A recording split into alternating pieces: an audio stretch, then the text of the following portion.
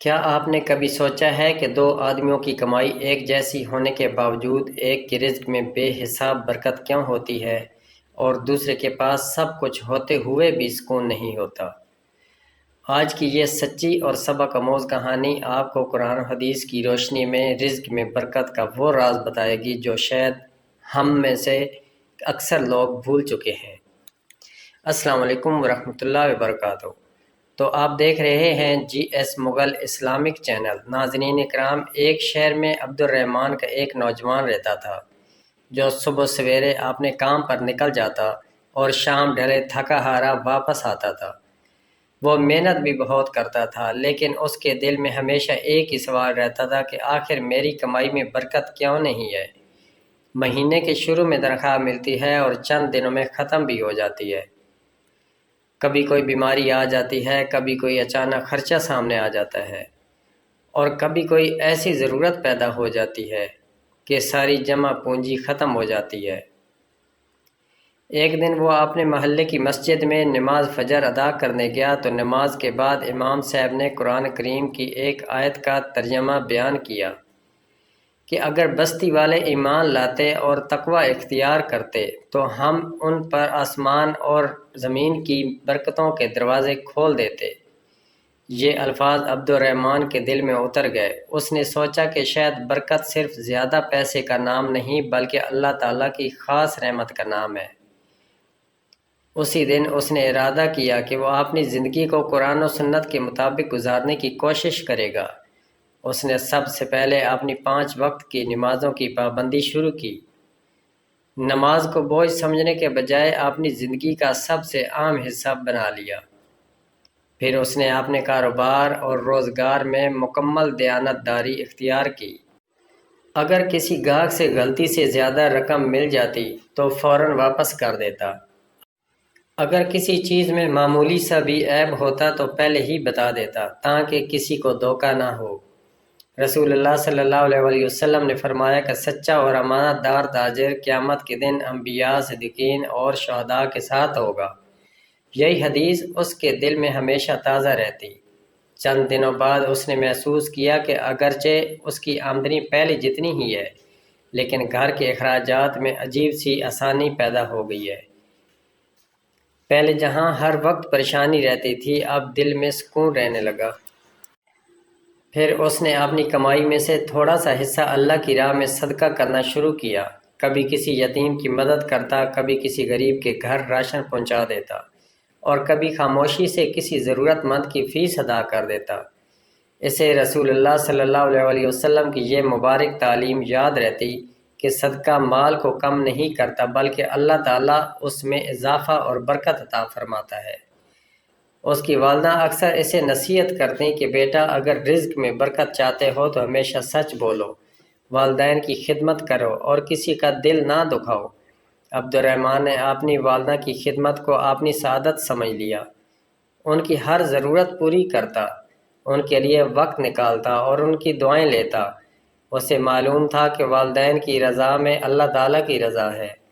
ایک دن ایک بزرگ نے اسے بتایا کہ استغفار کو اپنی زندگی کا حصہ بنا لو، کیونکہ حضرت نوح علیہ السلام نے اپنی قوم سے فرمایا تھا کہ اپنے رب سے معافی مانگو، وہ تم پر خوب بارش برسائے گا، مال اور اولاد میں اضافہ کرے گا اور تمہارے لیے باغات اور نہریں پیدا کرے گا۔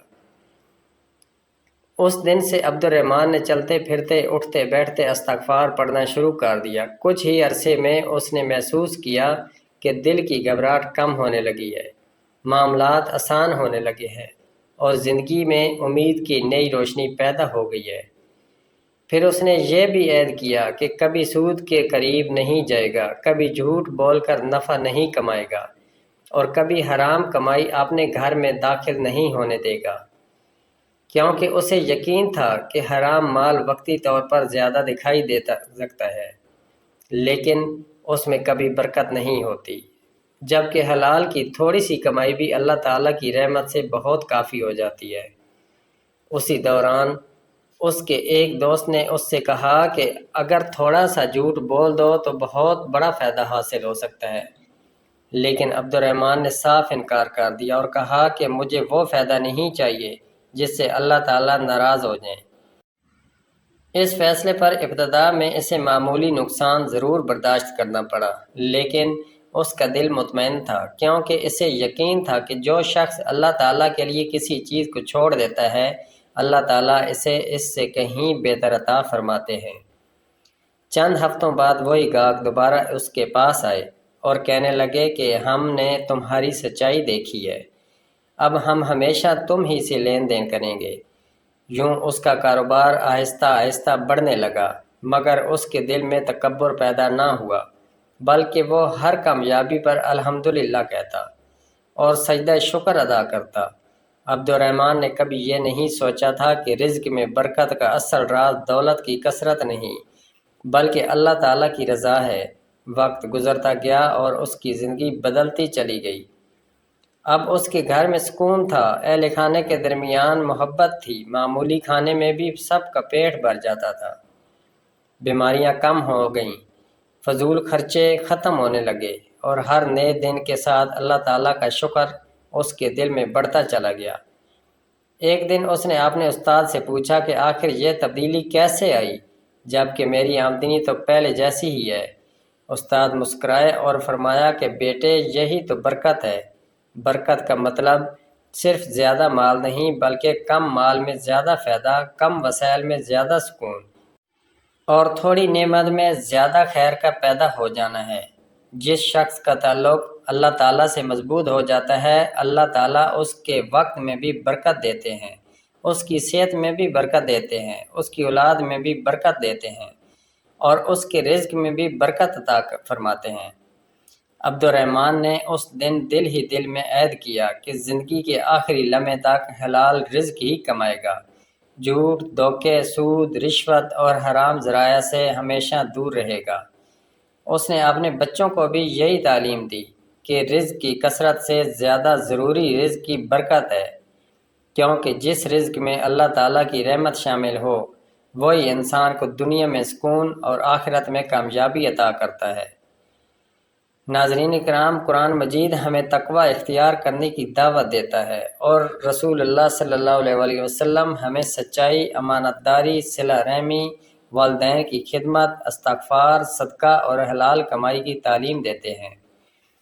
یہی وہ اعمال ہیں جن سے اللہ تعالیٰ بندے کے رزق میں ایسی برکت عطا فرماتے ہیں جس کا اندازہ صرف اعداد و شمار سے نہیں لگایا جا سکتا، بلکہ اس کا اثر انسان کی پوری زندگی پر ظاہر ہوتا ہے۔